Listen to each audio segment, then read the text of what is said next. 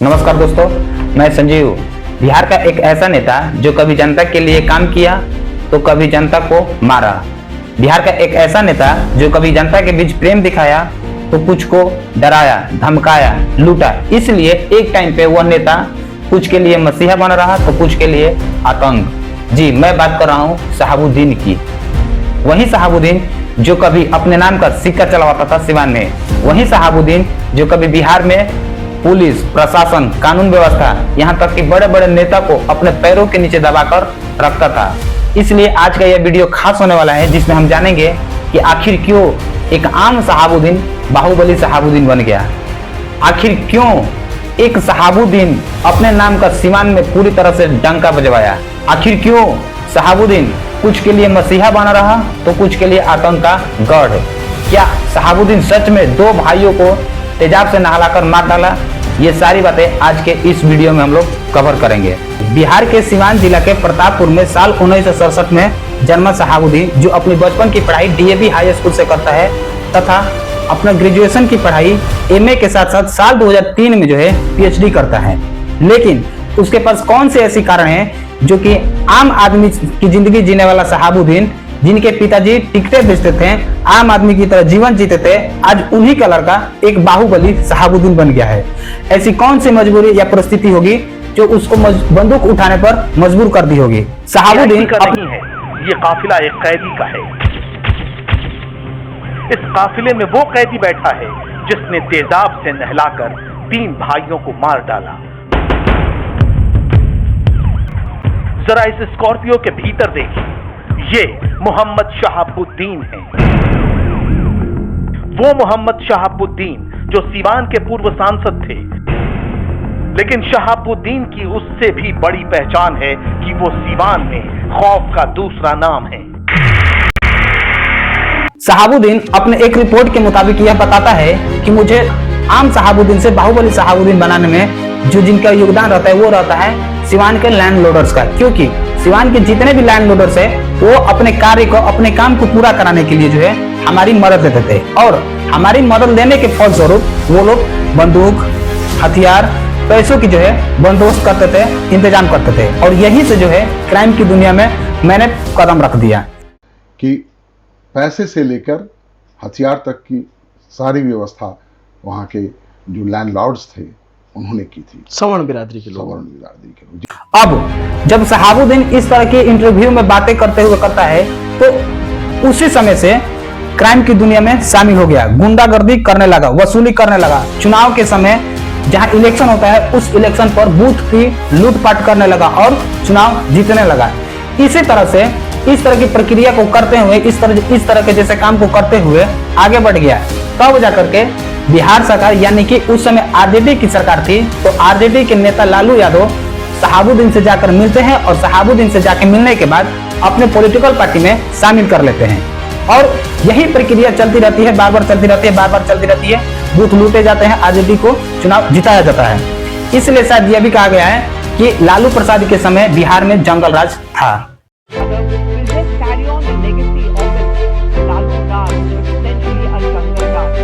बिहार की जनता जंगल राज नहीं चाहती, मंगल राज चाहती है।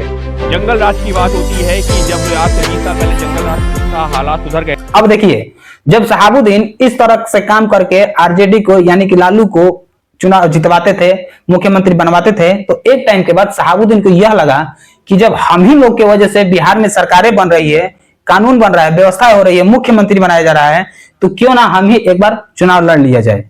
इसीलिए तो आज 2025 में बिहार विधानसभा के चुनाव में तेजस्वी जो है शहाबुद्दीन के बेटे ओसामा को टिकट दे रहे हैं और सिवान में जाकर के ओसामा के नाम पर जय जयकार लगा रहे हैं।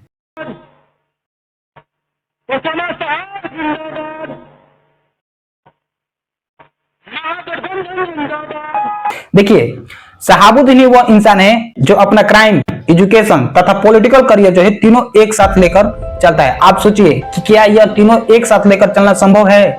नहीं। मैं बताता हूँ। शहाबुद्दीन वह इंसान था जो कि अपना एजुकेशन, पॉलिटिकल करियर तथा क्राइम तीनों एक साथ लेकर चलता था। क्योंकि शहाबुद्दीन का पॉलिटिकल करियर जो है उसके कॉलेज टाइम से ही शुरू हो गया था, यानी कि कॉलेज के टाइम से ही बिहार में छोटे मोटे क्राइम करना शुरू कर दिया था। बूथ लूटना शुरू कर दिया था, पॉलिटिकल चुनाव को जिताने के कार्य शुरू कर दिया था। और पॉलिटिकल करियर का उसका असली शुरुआत होती है आरजेडी के नेता लालू से मिलने के बाद। और सबसे पहले साल 1999 में बिहार विधानसभा का चुनाव होता है, जो कि निर्दलीय सिवान से जीत जाता है, जो कि आरजेडी के समर्थक रहता है, यानी कि आरजेडी के नेता के रूप में उभर कर आता है साल 1990 में। अब सोचने वाला बात यह है कि एक 23 साल का लड़का जिसका ठीक से ग्रेजुएशन भी नहीं हुआ है, वो बिहार विधानसभा में एमएलए बन गया।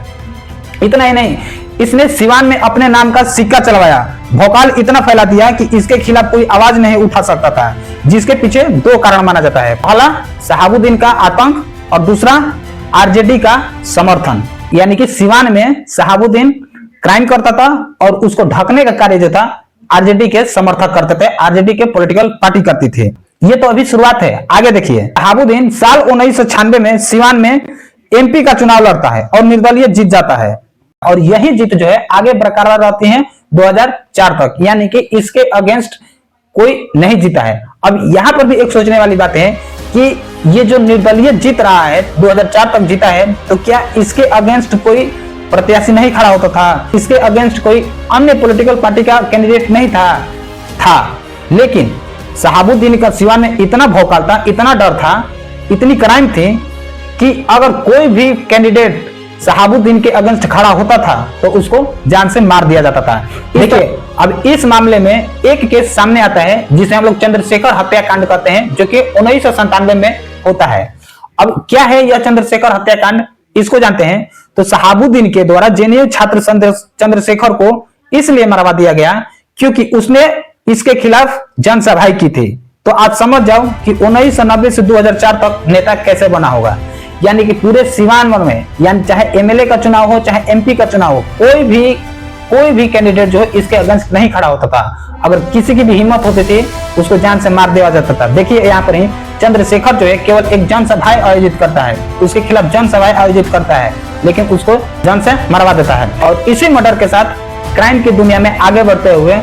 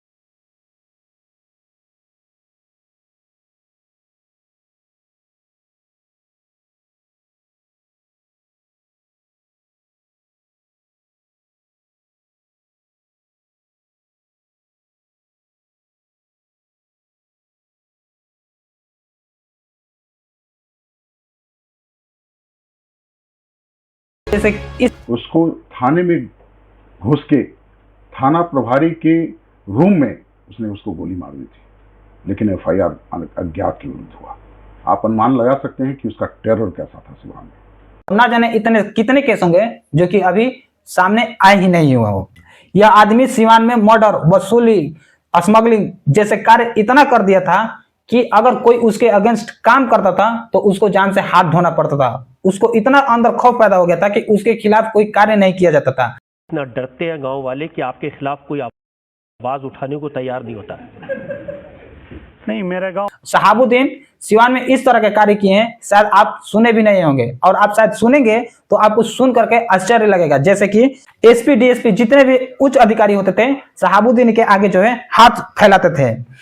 शहाबुद्दीन जो है सिवान में अपनी निजी गैंग चलाता था, संस्कृति दरबार लगाता था, जहां पर लोग जो है आकर के अपना न्याय मांगते थे। अब देखिए, बिहार में कानून व्यवस्था की प्रक्रिया की गई है, बिहार में कानून व्यवस्था है, लेकिन फिर भी सिवान के जो कुछ लोग हैं, सिवान के गांव के जो जनता है, वो जनता जो है शहाबुद्दीन के पास जाती है और शहाबुद्दीन से जो है न्याय करवाती है।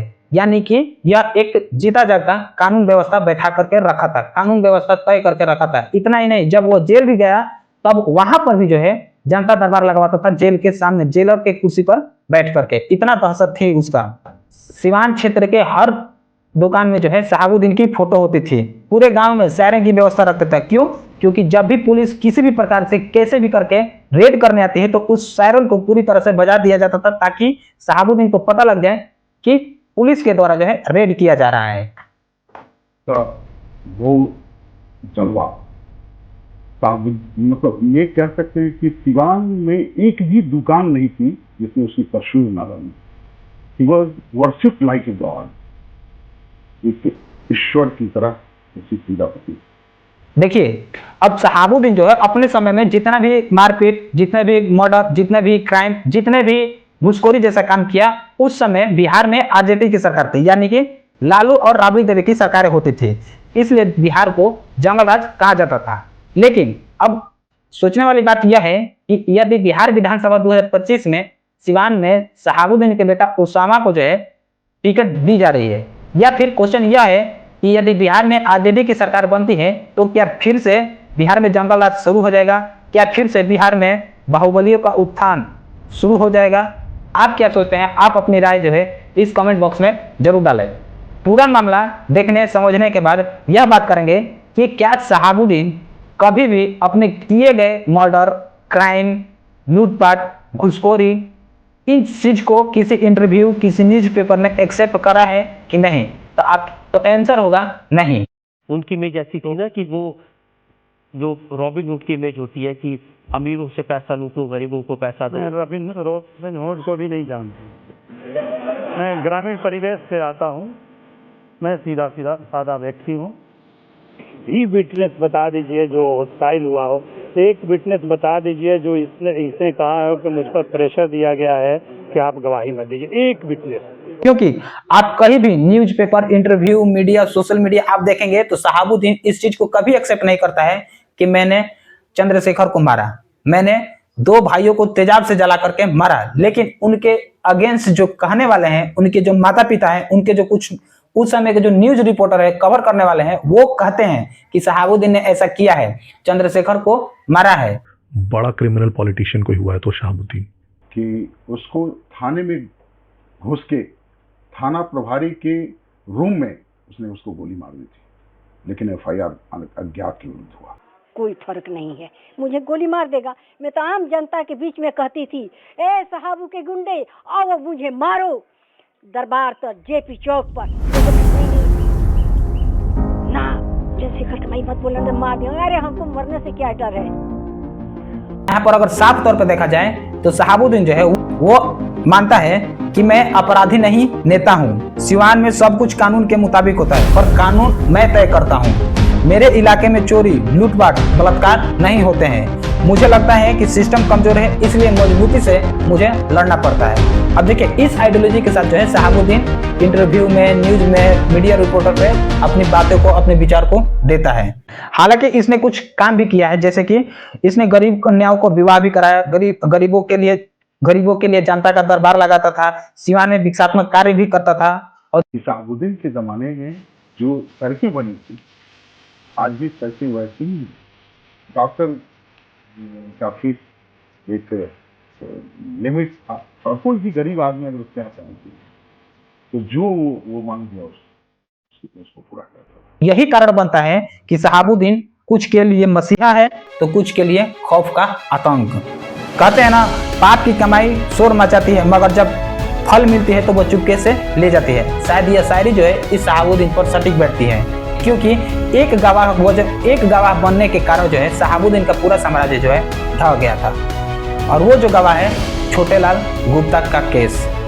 देखिए अब छोटेलाल गुप्ता का केस क्या है। 1999 में छोटेलाल गुप्ता शहाबुद्दीन पर जो है अपहरण का आरोप लगाता है, लेकिन जांच प्रक्रिया धीमी थी। क्यों? क्योंकि उस समय जो है वो राजनीति करता था, उस समय जो है वह सिवान में एक्टिव था, उसके गैंगस्टर एक्टिव थे, उसके शासन प्रशासन होते थे। कुछ समय बीतने के बाद यानी कि 2004 के बाद जब वह एमपी से हटा तो साल 2004 में जो है बिहार पुलिस और सीबीआई ने दोनों मिलकर जो है इस केस को छानबीन करना शुरू कर दिया। और 2006 में बिहार सीबीआई और बिहार पुलिस ने मिलकर के चार्जशीट जो है जमा कर दिया, जिसमें शहाबुद्दीन को दोषी पाया गया। और इसी छोटेलाल के केस में जो है शहाबुद्दीन को आजीवन कारावास कर दिया गया। और इसके बाद नए नए केस निकलते गए, नए नए केस खोजा गया और शहाबुद्दीन के ऊपर लगाते चले गए। फाइनली कोर्ट ने भी शहाबुद्दीन को दिल्ली के तिहाड़ जेल बुलाया और साल 1921 में कोरोना से संक्रमित होने के कारण शहाबुद्दीन की जो है मृत्यु हो गई।